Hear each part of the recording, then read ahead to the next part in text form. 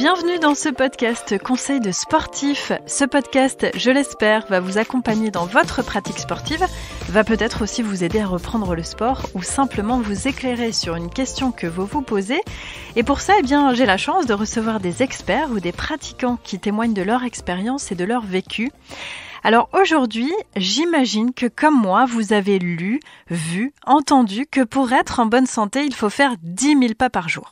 Mais dans la vie de tous les jours, dans nos vies très actives, c'est pas toujours évident d'inclure ces 10 000 pas. Et on va donc en parler avec Eric, notre expert en marche, qui va essayer de nous donner quelques conseils pour y arriver. Alors bonjour Eric, avant de commencer, on va faire les présentations. Qui es-tu exactement ?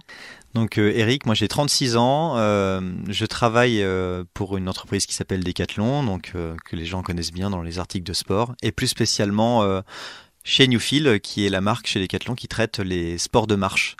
Ça tombe bien parce que je marche, je suis marcheur, c'est le sport que je pratique le plus aujourd'hui. Alors, avant de parler de conseils en soi, on peut peut-être rappeler pourquoi c'est important de bouger chaque jour, d'avoir une activité physique quotidiennement. Et je ne parle pas de sport là, je parle juste d'activité physique. Tout part, à mon sens, d'études et en tout cas de recommandations récentes de l'OMS, l'Organisation mondiale de la santé, qui préconise d'avoir 30 minutes d'activité physique régulière, en tout cas à minima par jour, ou 8 000 à 10 000 pas par jour qui représentent une activité physique régulière. Et cette activité-là aurait des bénéfices pour la santé. Et alors, est-ce que tu parles de l'OMS, donc de l'Organisation mondiale de la santé, est-ce qu'on a quelques chiffres sur la pratique des Français aujourd'hui ? Ce qu'on peut dire aujourd'hui, c'est qu'on n'est pas du tout là-dessus. Déjà, tous les Français ne font pas du sport. On est sur les dernières études entre 70 et 80% des Français qui font du sport. Je pense que le confinement aussi a aidé les Français à faire du sport. Mais on n'est pas au chiffre des 8 000 à 10 000 pas par jour que je te donnais, dans le sens où un adulte aujourd'hui va faire grosso modo 6 000 pas par jour. Et encore, on est dans une moyenne, ce qui veut dire qu'il y en a qui sont au-dessus et il y en a qui sont bien en dessous. Bien sûr. Et alors ça, c'est pour les adultes, mais donc hors antenne, on parlait des enfants. Est-ce qu'on peut parler des chiffres des enfants ? Parce que c'est assez probant quand même. Ah bah c'est même assez fou, dans le sens où un enfant de 5 ans, il va faire en moyenne par jour 14 000 pas.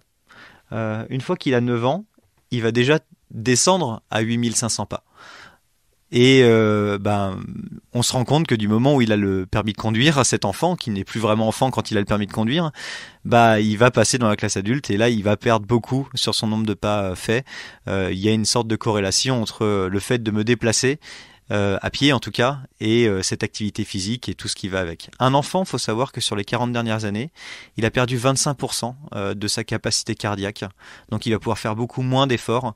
Et ça peut se retrouver, parce que le cœur est un muscle, ça peut se retrouver grâce à notamment une activité régulière, mais aussi une meilleure hygiène de vie. Donc alors la perte, elle est due évidemment, j'imagine, à des phénomènes de société qui est l'obésité, la sédentarité, etc. Tu nous donnais tout à l'heure aussi un chiffre assez probant, c'était un enfant, et tu parlais d'une comparaison avec le marathon. Le marathon, déjà, pour que ce soit clair pour tout le monde, un peu plus de 42 km. C'est une distance où les gens vont se le donner comme sorte d'accomplissement. J'ai fait un marathon dans ma vie, j'en suis super fier. Un Quand enfant, on est adulte. Oui, on parle d'adulte. Et un enfant, lui, il va en faire un par jour. C'est énorme. Donc c'est gigantesque, c'est sa dépense d'énergie en fait quotidienne. Je marche, je cours, je grimpe aux arbres, je saute partout, je suis également le soir un peu pénible parfois, et c'est un marathon par jour. C'est pour ça qu'ils dorment bien. Alors l'idée justement dans ce podcast, c'est pas de revenir enfant, mais c'est plutôt de comprendre déjà par les réponses que tu viens de donner qu'on a perdu ça en devenant adulte, mais de faire en sorte qu'on retrouve ça. Alors on revient donc à notre objectif d'atteindre ces 10 000 pas. Ça nécessite évidemment de revoir un peu son mode de fonctionnement au quotidien. Alors je parlerai pas d'effort, mais plutôt d'adaptation, parce qu'en fait c'est pas si compliqué que ça. Et je pense notamment aux déplacements journaliers. On peut en fait organiser ces déplacements de manière différente pour atteindre cet objectif. Déjà, moi j'aurais commencé par le fait de se dire ça faut que ça reste un plaisir, et comme tout changement dans une vie, il faut pas que ce soit une obsession et qu'on veuille y arriver immédiatement. On passe pas de 2000 ou 3000 pas par jour à 10 000 pas comme ça, sinon c'est trop violent et on n'y reviendra pas. Donc il faut s'y réadapter et il faut penser à soi, parce que c'est un moment privilégié que de décider de se faire du bien à soi-même. Donc comment le faire? Comment y arriver? Des petits gestes simples. Ça peut être de privilégier les déplacements à pied plutôt que la voiture. On a des personnes qui se disent à la boulangerie, elle a 1 kilomètre, aller-retour c'est 2 kilomètres, je vais prendre la voiture pour faire 1 kilomètre. Moi je préconise à ces personnes-là de le faire à pied, parce que déjà ça fait du bien de sortir, d'être dans l'air. Souvent on évite les bouchons, parce que quand on va tous chercher son pain en voiture en même temps, on reste vite bloqué. Je parle pas du fait de devoir garer sa voiture loin, et puis c'est économe, dans le sens où pour moi et pour la planète, j'ai dépensé moins de carburant, donc j'ai économisé de l'argent, et j'ai aussi fait économiser un petit peu de crédit à la planète. Très bien. Et alors, en plus alors ces exercices du quotidien dont on parle très souvent, est-ce qu'on peut y associer une activité sportive qui ne soit pas non plus, effectivement, comme tu le disais, quand on part de 2000 pas par jour, on va évidemment pas faire un marathon demain. Donc, est-ce qu'on peut partir sur une activité sportive qui soit accessible au plus grand nombre, et notamment à ceux qui ne font pas de sport, entre guillemets? Le premier sport auquel je pense, c'est la marche, de manière un peu plus sportive, un peu plus poussée. Donc, sportiver son quotidien, aller chercher le pain à pied, monter les escaliers plutôt que l'ascenseur, garer ma voiture un peu plus loin que de mon travail que d'habitude pour faire un peu plus de distance, privilégier des modes de transport alternatifs. Ça, c'est ce qu'on appelle la marche active. Après, on peut se dire, tiens, et pourquoi j'irais pas pousser un petit peu plus loin en me disant, la session de sport que je vais faire aujourd'hui, ça va être de la marche, et donc je vais aller un peu au-delà de mon rythme quotidien. C'est une manière, en tout cas, de se resportiver, de se remuscler, de réhabituer son corps à faire un sport pour peut-être après passer à autre chose, de la course à pied, d'autres types de sports, parce que c'est un sport doux. Mais c'est aussi un sport qui est assez efficace, parce que 1 heure de marche à 6 km/h, c'est 300 calories brûlées. Et je sais que ça parlera à certaines personnes qui écoutent ce podcast. 300 calories, ça se prend. Oui, c'est l'équivalent d'un burger, on va dire. Voilà, pour ceux qui aiment les burgers, c'est effectivement l'équivalent d'un burger. Exactement. Et j'aimerais revenir sur cet aspect sport. À partir de quand je sais que je suis en train de faire de la marche sportive et pas de la marche balade? J'ai envie de dire, c'est presque un peu dans la tête, parce que chaque personne a une composition différente, a des longueurs de jambes différentes. Il y en a qui vont marcher à une certaine vitesse sans s'en rendre compte, parce que c'est naturel pour eux. Il faut qu'on soit dans une logique d'engagement. J'ai mon rythme classique. En général, en moyenne en France, c'est 4 km/h. Si je vais au-delà de ce rythme-là, donc j'accélère, je suis dans de la marche sportive. Mais il y en a, ils marchent naturellement à 6 ou 7 km/h. Donc il faut qu'on soit dans cet engagement-là. Et ne pas aller dans du surengagement. Il faut quand même être capable de pouvoir faire des phrases courtes et ne pas perdre en respiration pour ne pas se créer d'autres problèmes. Et alors, en termes de fréquence par semaine, donc on imagine que pour atteindre ces 10 000 pas, je réorganise mes déplacements, mais j'inclus dans ma semaine combien de séances de marche sportive, par exemple? L'avantage avec la marche, c'est qu'on peut marcher tous les jours. C'est pas un sport qui est traumatisant. On l'a dit, on est dans un rythme de respiration normal. On est sur un rythme de marche qui est un peu plus soutenu que le quotidien, mais ça reste. C'est pas des sports à forte intensité. Et en parallèle de ça, c'est pas des sports qui sont traumatisants. C'est-à-dire que quand je marche, je vais avoir un choc sur mes articulations d'à peu près 1,5 fois mon poids de corps.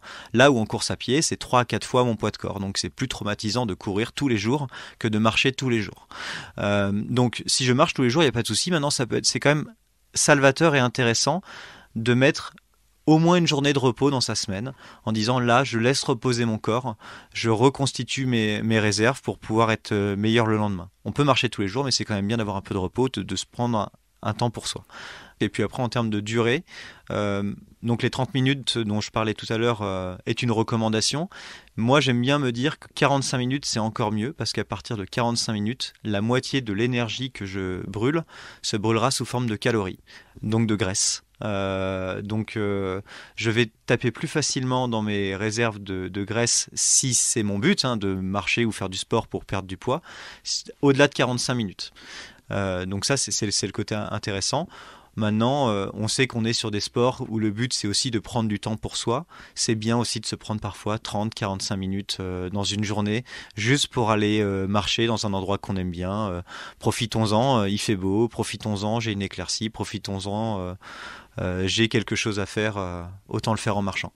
Très bien. Alors, si on résume donc avec notre objectif principal qui sont en fait ces 10 000 pas par jour, globalement, comment tu résumes tout ça pour accéder à cet objectif ?